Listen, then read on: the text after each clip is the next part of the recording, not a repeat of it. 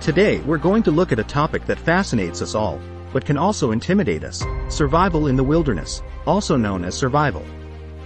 In a world that is increasingly interconnected and technologically advanced, we sometimes forget the basics that defined us as humans: survival in nature. Why is the topic of survival so important? Well, aside from the fact that it's just cool to camp or hike in the wilderness, these skills could be the difference between life and death in an emergency situation.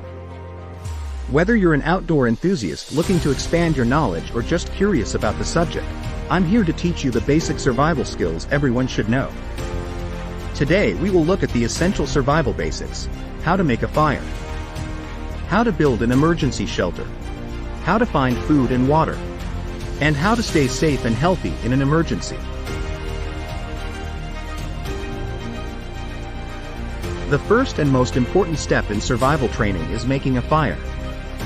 A fire is not only for warmth but also for food preparation, water purification, and as a signal for rescue workers.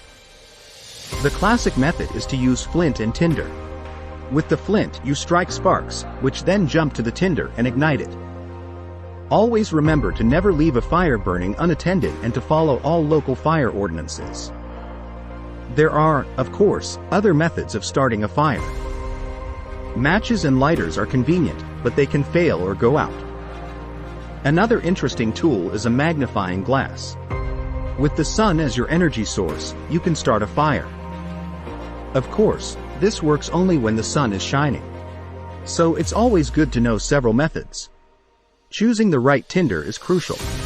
In nature you will find various materials suitable for tinder, such as birch bark, dry grass or moss. Remember that your tinder should be dry. Damp tinder will not catch fire easily.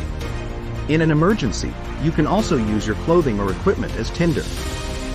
Finally, a few words about safety. Always make sure that your fire is well controlled. Surround it with stones and always have a method ready to quickly extinguish the fire, such as sand or water. Before you start building, it is important to choose the right location. The next priority after building a fire is shelter. An emergency shelter can protect you from the elements, such as wind, rain, and cold, and can be a lifesaver in an emergency. Look for a place that is protected from the wind and slightly elevated so that water can drain. The entrance of the shelter should be turned away from the main wind direction to minimize drafts. You can also use branches or an improvised curtain to close the entrance and thus better retain heat. Of course, there are many other ways to build an emergency shelter, depending on the environment and the materials available. This can be snow caves in wintry areas, or a tarp tent if you have a tarp with you.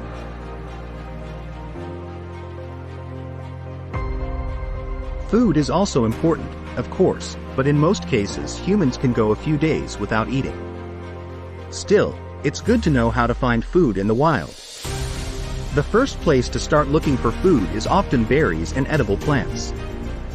These are relatively easy to find and do not require hunting skills. But beware. Not everything that looks tasty is edible. Some berries and plants can be poisonous. Having dealt with fire making, emergency shelter, and food, we come to another topic vital to survival. Without water, humans can only survive for a few days, so it is absolutely critical to know how to find a water source in the wilderness. The first step is to find natural water sources such as rivers, lakes, or springs. Trust your senses, but be careful. Water that looks clear is not necessarily safe to drink. There are several methods to purify water. The most common method is boiling. Heating the water to at least 100 degrees Celsius for at least 1 minute kills most harmful microorganisms. Killed. You can also use water filters or special treatment tablets if you have them with you. In a pinch, you can also use improvised filters, such as a cloth or sand and gravel, to clean the water of larger particles. But note, this will not remove microorganisms.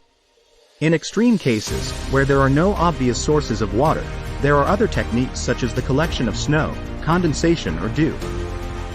Those were the basics of survival skills. I hope you learned something useful.